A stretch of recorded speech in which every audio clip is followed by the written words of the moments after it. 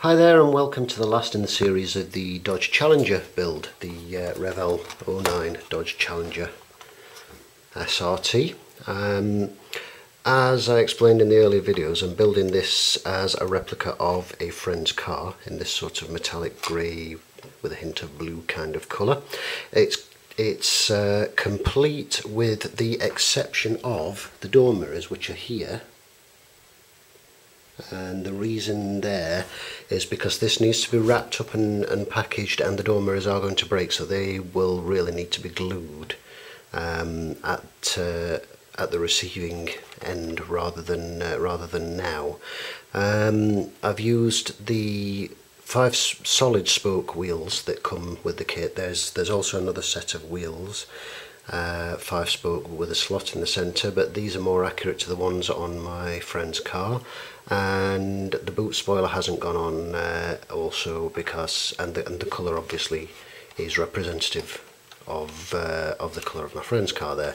So if you've seen the earlier videos, you'll have seen the process to get the nice gloss finish that you see there, using enamel paints. And there's a shot of the underneath with the engine area, the cover there. Any parts I've been able to fit, which are a good friction fit but can be removed to reveal more detail, I've done so, like this bottom engine cover.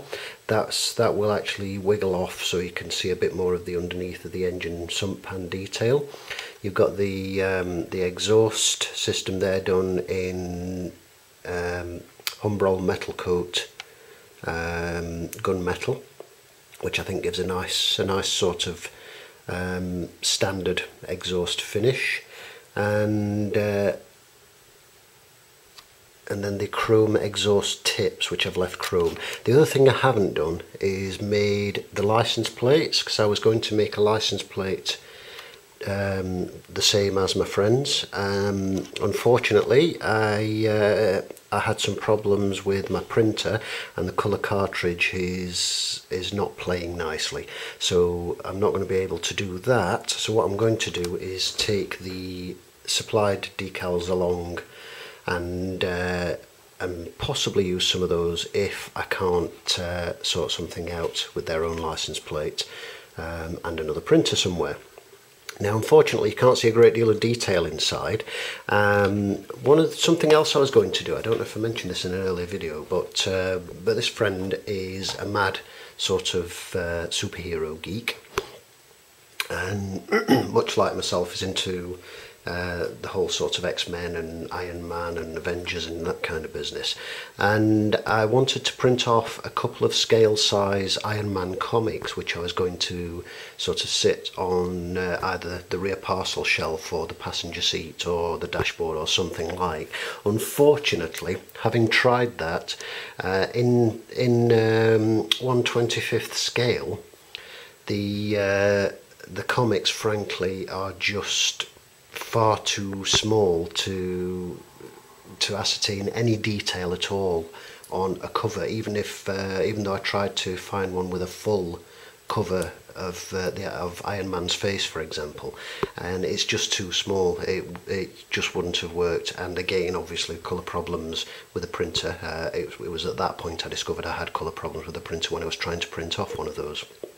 So that didn't happen, which is a bit of a shame. But all in all, I'm very pleased with the kit. I'm pleased with how it's come out. It was a nice build. It went together very, very well. The fit of the body tub, the underneath and the top body shell are very, very good. Even though I assembled it with the front and rear bumpers on, which according to the instructions, the rear bumper should be fitted last. Now, for painting reasons, obviously, it just wouldn't have looked anything like as neat if I'd done that. But it did go together surprisingly easily. I did intend to show the fitting together. It's friction fitted together. The body tub is glued in under the rear parcel shelf in the boot area there, where it locates on the pins. But the rest of it, the underneath, snaps in so snugly, there's just absolutely no danger of that falling out at all. And Of course, the advantage is, should the need arise, you could actually carefully unsnap the front and lift it away. The only things I don't really like are this metal axle at the rear.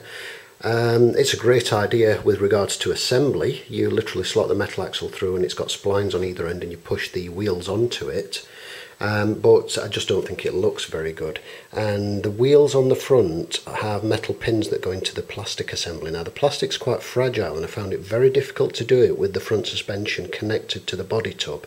So I would recommend anybody building this that you actually connect the wheels onto the suspension assembly before you glue that all in place on the chassis there, just to make life easier. As I say, you can't see a great deal of the detail because I followed the colour scheme of my friend's car as well. It's sort of a two-tone grey inside. It's not quite so clear as it may be if you were to put a more colourful interior in, for example. But yes, as I say, it went together very easily. It built nicely. There are a couple of little bits of trimming that needed doing here and there, but on the whole it was a pretty good kit.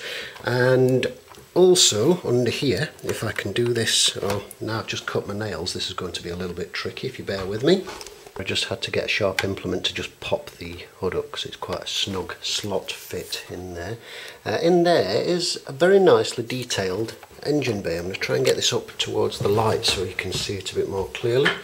It's no curbside kit, this one. Whoops, that's the air cleaner that's just dropped out because I tipped it upside down. I've yet to, I'm pondering whether to glue that in place or not, but because it's just fallen out I might do. But a nicely detailed engine bay, as you can see there.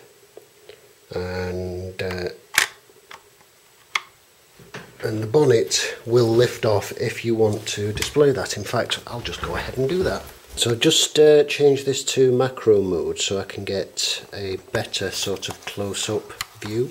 This is with the bonnet removed, so it can be left that way if desired, so that you can see the detail in the engine bay. I'll hold this up to the light so hopefully you'll be able to see it a little bit better. And there you have it. Let's see what the problem is here.